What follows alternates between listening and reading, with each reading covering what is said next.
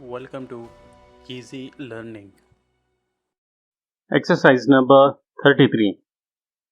There are few of us who do not find pleasure in the knowledge that we hold in our hands a new book, and that we have before us the necessary hour of rest and peace in which to read it. As we open the book, what do we hope to find in its pages? Are we hoping to increase our knowledge of some particular subject? Are we expecting to find beauty in the language of the book and in the writer's expression of his thoughts? Or are we going to read the book simply for the pleasure to be found in the story which it will tell? Some of us will hope to find one thing and others will hope to find a different thing. But if we are reading just for the story, what kind of story do we hope the book will tell? What do we wish the book to give us? Do we want the story to put before us a picture of life as it is, showing us its dangers as well as its comforts, its troubles as well as its happiness? Or do we want the story to take us away from the real world and to open out for us a world of the make believe, to show us life as it might be if this world were perfect, or as it might be in a quite different world which exists only in the mind of the writer?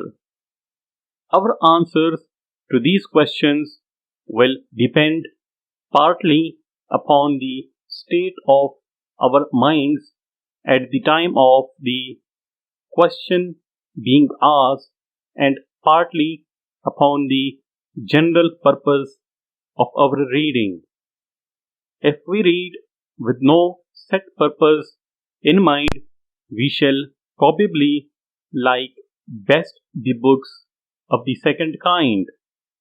If we are reading because we regard the art of writing as something valuable in itself, because we love to read well written matter, because we value expression of thought and idea, then we shall probably want to read books of the first kind, the books which attempt to paint a picture of life as it is lived day by day by people in different countries and in different stations of life. Books of this kind are very often well written, for it is the writer with the most power over words who can most successfully put before us these living pictures, so that as we read, we say, yes, that is so. I have seen that. I have experienced that.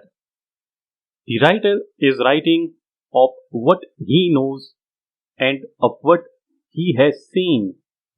Such books develop our minds, help us to think clearly, and add to our own experience the experience of the writer.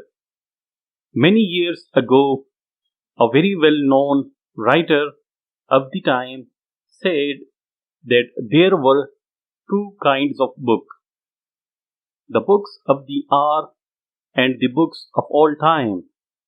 The difference, he continued, was not one of quality only, It was not merely that the good book would last while the bad book would not. It was a difference of kind, for there were good books for the hour and good books for all time, bad books for the hour and bad books for all time. The book of the make believe world is generally a book of the hour. It gives us pleasure while we read, but once it has been read, it is not long remembered.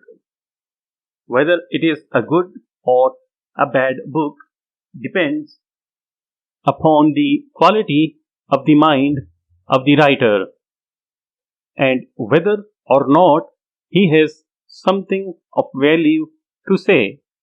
On the other hand, we may keep in our minds forever the memory of a book which shows us the real world. But this is only possible if, again, the writer has had something of value to say and has expressed his thoughts in language which in itself gives us pleasure. The reading public grows yearly and the number of books issued grows yearly. Which of last year's books will still be read in the years to come? Few of us would care to express an opinion. Full stop.